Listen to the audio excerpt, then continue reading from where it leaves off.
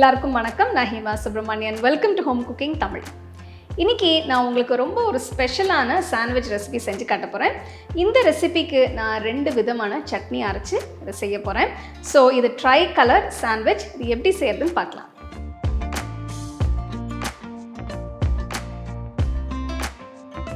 Try colour sandwich செய்ய முதல்ல நான் பச்சை நிற சட்னி அரைக்க போகிறேன். இதுக்கு மிக்சர் ஜாரில் 1 கப் துருவன தேங்காய், 1 கப் ஃப்ரெஷ் புதினா இலை, 1 கப் கொத்தமல்லி இலை,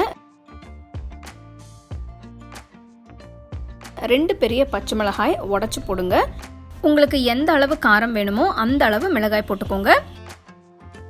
அடுத்து சின்ன துண்டு புளி, 1 டீஸ்பூன் உப்பு போடுங்க. இதில் நான் கொஞ்சமாக தண்ணி ஊற்றுறேன்.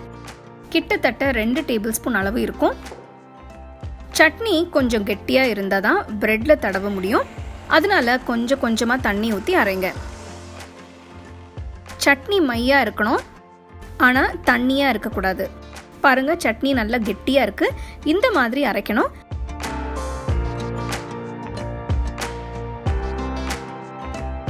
அடுத்து ஆரஞ்சு நிற சட்னி அரைக்க போகிறேன்.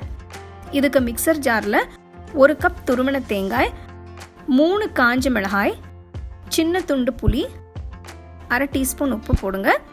இதில் நான் 2 டேபிள் ஸ்பூன் தண்ணி ஊற்றுறேன். கொஞ்சமாக தண்ணி ஊற்றி இதை சரியான கன்சிஸ்டன்சிக்கு அரைங்க. இதையும் ப்ரெட்டில் போடுற மாதிரி கெட்டியாக அரைங்க. ஆரஞ்சு சட்னி இப்போ ரெடி. சாண்ட்விச்சுக்கு தேவையான சட்னி 2 இப்போ ரெடி.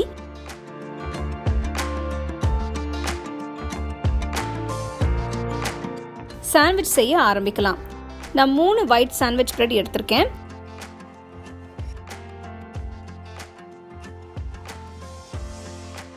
இதோட ஓரத்தை கட் பண்ணி எடுத்துட்டு இந்த மாதிரி அரேஞ்ச் பண்ணிக்கோங்க. முதல் ஸ்லைஸில் ஆரஞ்சு சட்னி போடுங்க.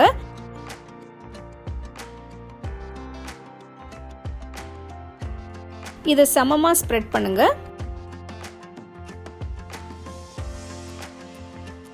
ரெண்டாவது ஸ்லைஸ் அப்படியே வச்சுட்டு 3வது ஸ்லைஸில் பச்சை சட்னி போட்டு ஸ்ப்ரெட் பண்ணுங்க. இதையும் சமமாக ஸ்ப்ரெட் பண்ணுங்க.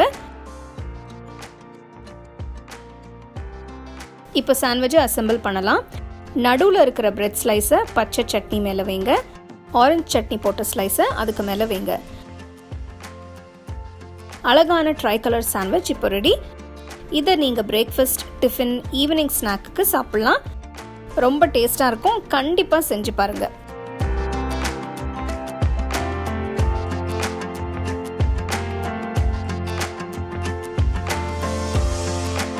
சூப்பரான ட்ரை கலர் சாண்ட்விச் எப்படி செய்யறதுன்னு பார்த்தீங்க. ஸோ இந்த ரெசிபிக்கு நான் 2 விதமான சட்னி அரைச்சி தான் இது செஞ்சுருக்கேன். இது வந்து நீங்கள் ஈவினிங் ஸ்நாக்ஸாக நீங்கள் சர்வ் பண்ணலாம். நீங்கள் இதுக்கு வந்து ப்ரௌன் பிரெட் இல்லைனா ஒயிட் பிரெட் ஏதாவது கூட யூஸ் பண்ணலாம். ரொம்ப நல்லாயிருக்கும். ஸோ கண்டிப்பாக இந்த ரெசிபி நீங்கள் ட்ரை பண்ணி எப்படி இருந்தது எனக்கு கமெண்ட் செக்ஷனில் சொல்லுங்கள்.